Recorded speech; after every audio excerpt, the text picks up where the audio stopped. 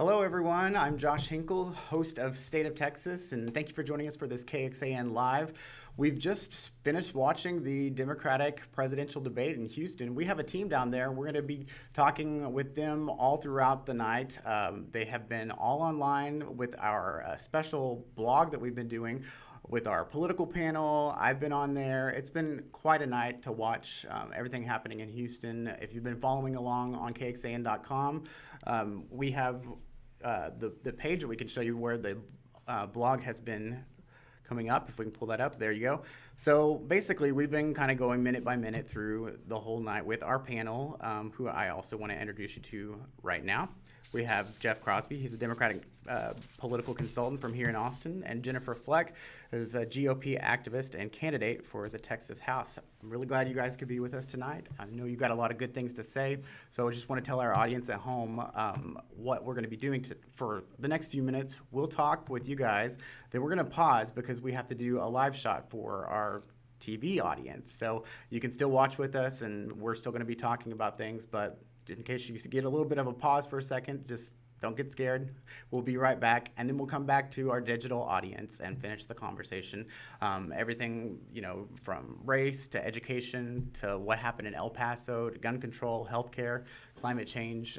It was a lot of topics. So I want to get right to Jeff Crosby. Let's talk about what you thought the big moment of the night was, if anything stuck out to you. Well, obviously the moment with Joaquin Castro going at Biden. I think it was probably a mistake by him to do it in the style that he did it. I think it wasn't like him to do that either. I know him, and it really is not like him. That's what happens, though, in politics when you're in single digits in a race and you're trying to catch up with somebody who's in two digits. You sometimes take risks. You sometimes go a step too far. Then there were several other really strong moments by most every one of the candidates. They all had a moment. So we are about to go live on KXAN, but I do want to come back to that. So let's put that on pause for 1 second, and we will stand by for this live shot.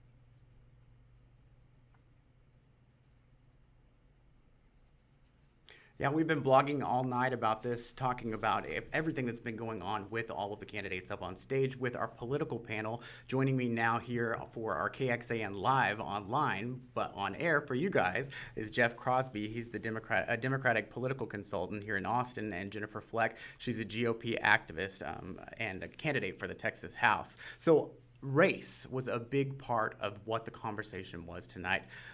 Jennifer, can you talk to me about when you're hearing candidates like Pete Buttigieg saying things like calling Trump a racist? Well, not only did he call Trump a racist, but he also called Trump voters racists. So I find that very offensive, and I don't think it's necessary.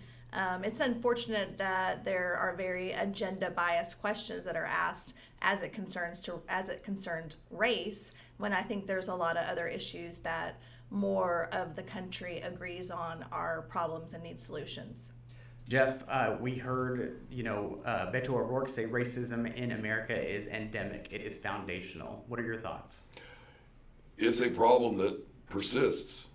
We keep thinking at times that we have stopped it, that we've turned a corner, that, you know, we've reached a new day. Kind of like, I thought that when Obama was elected president. But it's become clear over the years that we have a deep, deep problem in this country with not just racism, but bias against other people for who they are instead of what they can do. And it's a fundamental problem that we're going to have to deal with forever. It's always going to be there. I don't think it's like cancer. It's not going to get solved. It's not going to go away. We're going to have to continue to deal with it. I appreciate you both being with us in our conversation. You both stopping with us, and I want to hear more from Jennifer and Jeff and myself talking about the debate. Head on over to KXAN.com or to Facebook Live, because we're going to continue this KXAN Live conversation there right now for the foreseeable future, and we'll send it back to you guys right now. Thanks. All right. Now that we're done with the TV part of that, I'm going to take this earpiece out, and we will get back to our digital audience. So I want to pick up the conversation of what we were just talking about on KXAN. You know, I talked about what Beto O'Rourke said about racism in America. From Julian Castro, he said, white supremacy is a growing threat to the USA, and we have to root it out. He says, racism does not represent the vast majority of Americans who have a good heart. They need a president who can match that. What do you think about that, Jennifer? I agree. I don't think racism is a reflection of the majority of the country. I think it's a faction. I think that needs to be dealt with and addressed, but I think it's a very, very small population that gets a lot of media press. I think overall this country is not racist and very kind and loving and accepting toward others. And I wish that was portrayed in the media. A lot of when the racism talk was happening, was bringing up El Paso and possible targeting of Hispanic people. There were some big moments when it came to talking about El Paso and gun control. What really stuck out for you, Jeff? Well, Beto has obviously had some very good moments, but I thought all the candidates at one point or another in the midst of that discussion had a good moment.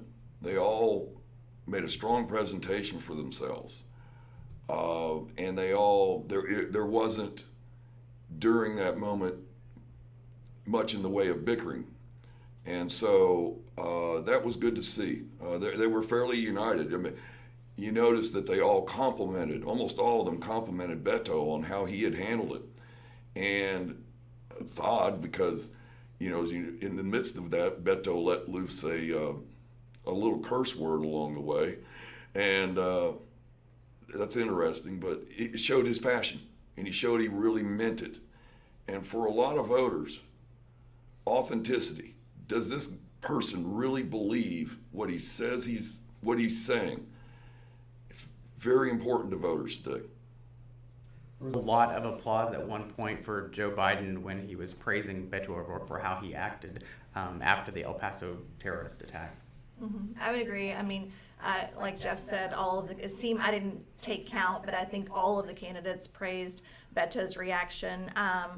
I am not in favor of his solution, and I think that there is a solution out there. I don't exactly know what it is, but it's balancing the Second Amendment and the right of private gun owners with a criminal element that, the whole buyback program, I'm not sure how we're going to force criminals to bring in their guns.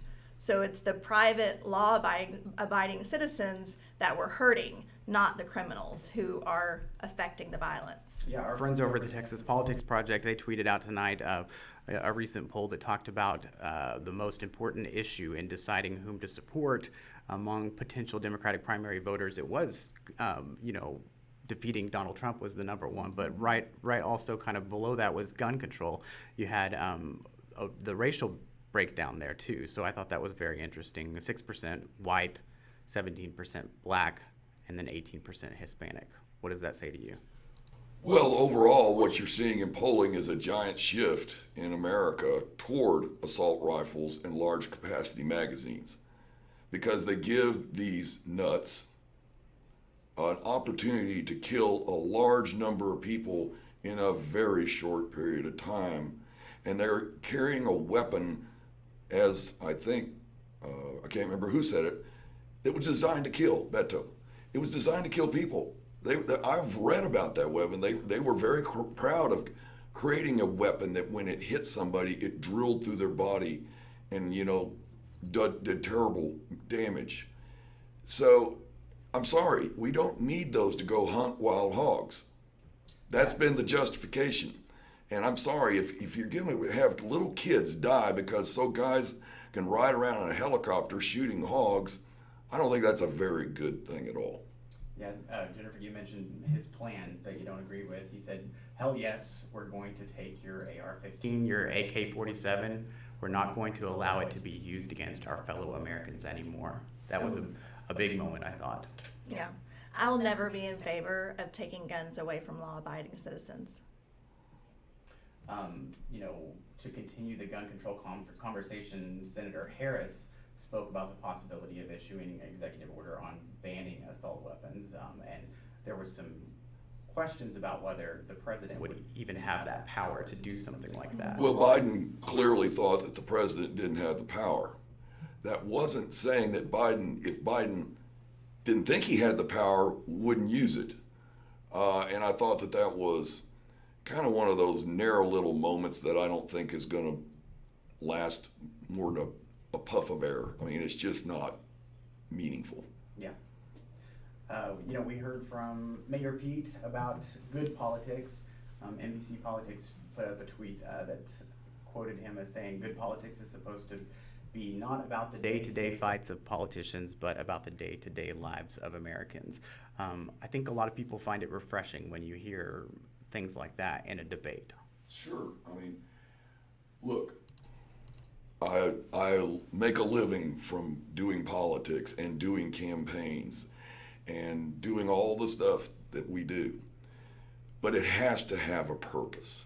It has to have a reason. Or you're just being a jerk, really. You need to have a purpose to what you're doing. You need to have a goal of where you want things to go. Whether it's the candidates, the consultants, the activists, the young kid that's 21 years old putting out signs. If you're doing this just to be in politics, that's no good. That's not the way to be. If you're doing this because you've got a goal and you want to be a part of that goal happening, then that's good. Mm-hmm. Mm-hmm. Were there any issues that stuck out to you tonight, Jennifer, that you felt like I could get behind this, or maybe that's headed in the right direction for where I stand? I definitely align with a lot of the things that they were saying about public education. I'm actually for increase in pay for teachers. That they addressed that issue in this past session in the Texas legislature. And what the school districts did is they took all that money and they spread it so thinly so that even the administrators got raises who already make an equivalent market salary compared to the market, right? Mm-hmm. The money wasn't devoted to teachers like the taxpayers want to happen. And so they're still underpaid. But I don't blame the legislature, I blame school administration. I blame the legislature. Yeah. And then I also can get behind, I can't remember the other, there was something else that Booker said, and Buttigieg, I think that he said about public education a less focus on standardized testing. I can get behind that. So I, like Klobuchar, got involved in politics because of a personal issue. And it was because of my passion for that issue that I became involved in politics and became a grassroots activist. And I want to serve because I care about people, not because I want to be a career politician. And in fact, I want term limits. I'm for term limits.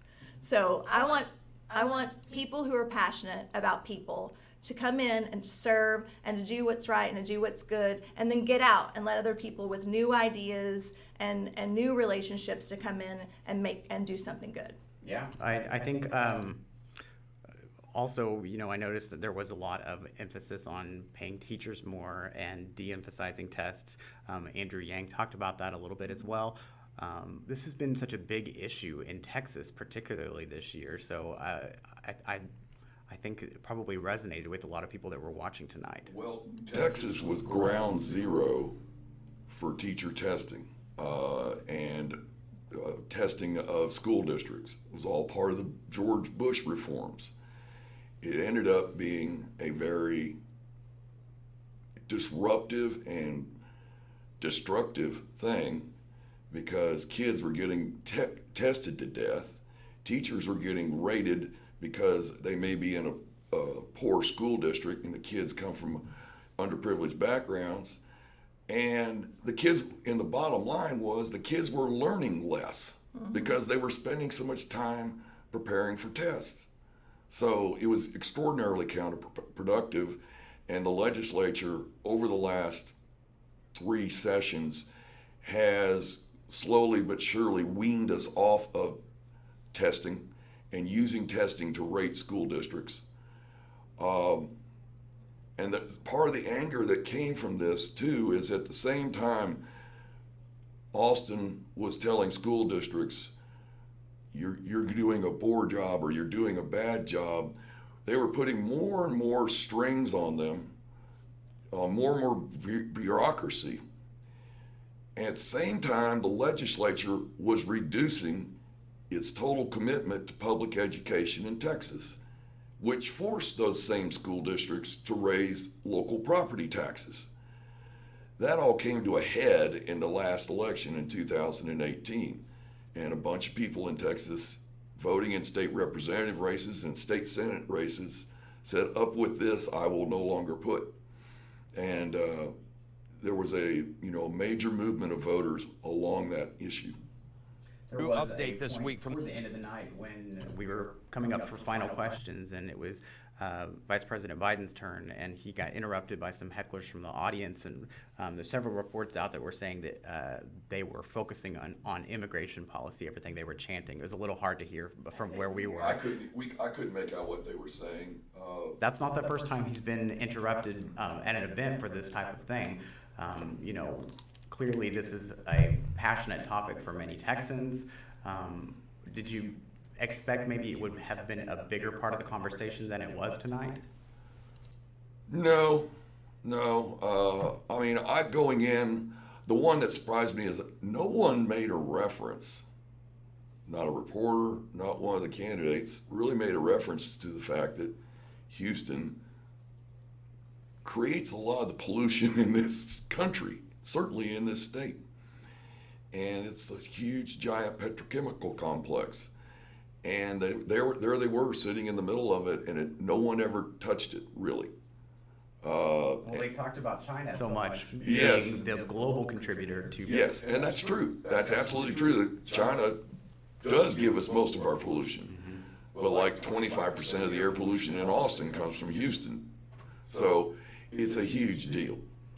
And that they didn't touch that, while at the same time talking about weaning us off fossil fuels and all that. Well, that's a big economic impact on Houston.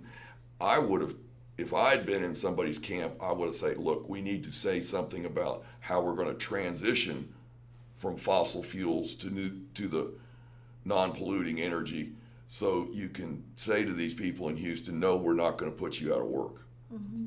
What are your thoughts on that? Yeah, I agree. I mean, I think they didn't really.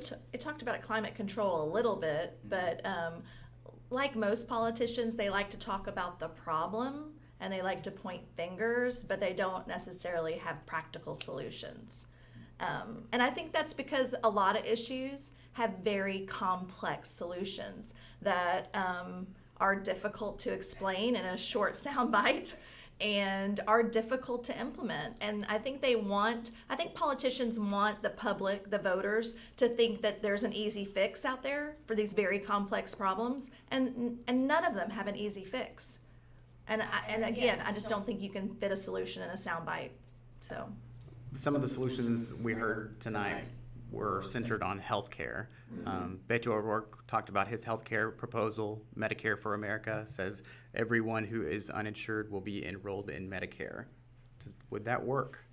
Well, I think he also said you could opt out and keep your public option, your private health insurance. That's the dividing line.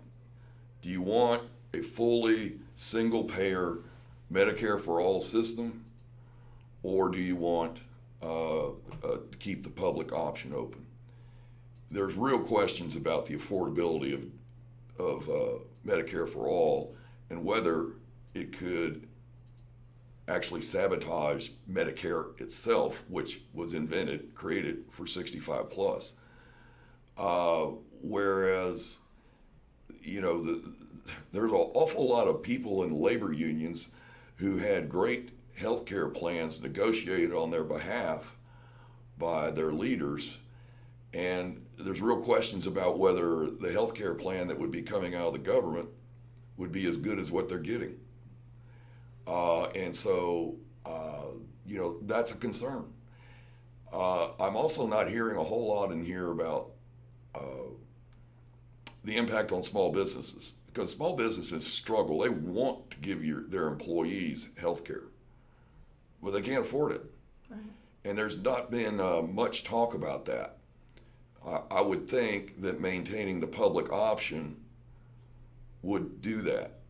Perhaps, and then I suppose if we go to Medicare for all, then no business would have to worry about health care for their employees anymore.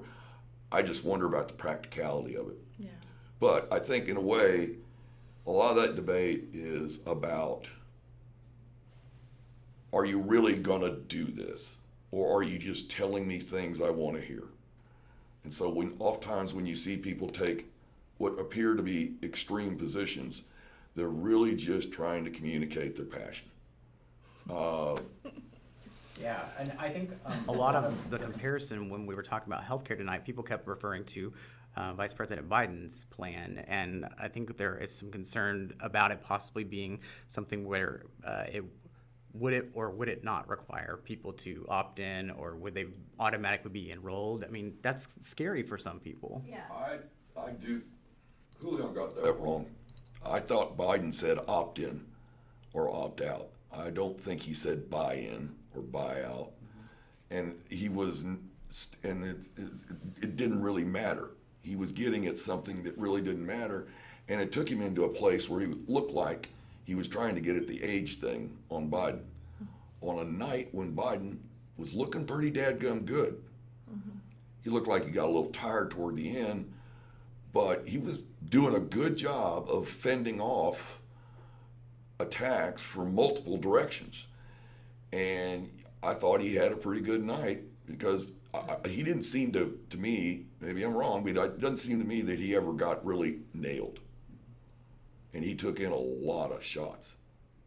I would agree. I think he did pretty good tonight. There were, I know I probably shouldn't say this, but there were times he reminded me of Trump in that there were 4 or 5 or 6 times that he kind of bit back in a sarcastic way that kind of lightened it made him look confident and strong, I think. I think he had a good night. I don't know if, I think like Jeff said, I think they all did. I had decent, good moments, except for maybe Yang. And I think mainly because he just didn't get as much airtime as the rest of them.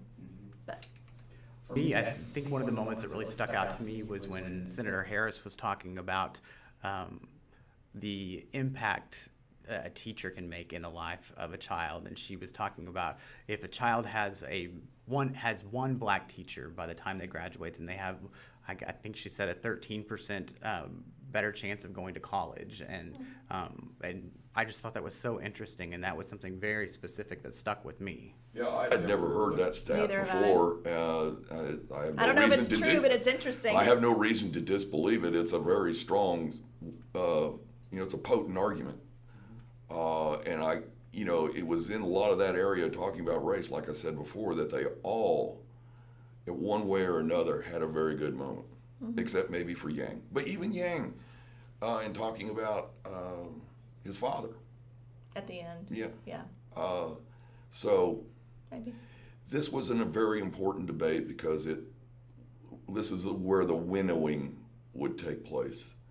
This would be the time that, you would think sometime in the next 2 to 3 weeks, 2 or 3 will be getting out of the race because they weren't able to break out in this debate. And that's the cold hard facts. Will our Texans that are in the race right now, will they survive to the next one? I don't think so. Beto has a shot because maybe I can't sit here and predict what Democrats across the United States are going to think about his performance tonight. It may well be because the gun issue is ascendant and his position was rather clear that he might have gotten a bump. But he didn't get as much airtime. Trump. Biden probably got the most time because they hurled the most attacks at him. So the moderators allowed him to respond. Well, that was part of the rules. So it increased It was part of the rules. He got to do 45 seconds back. Well, they were obviously giving, in a way, Biden more time. Mm-hmm. And he did a little smooth move at the very beginning of the debate, where he kind of boxed Bernie and Warren together, and he almost was doing a punch before they got to punch him.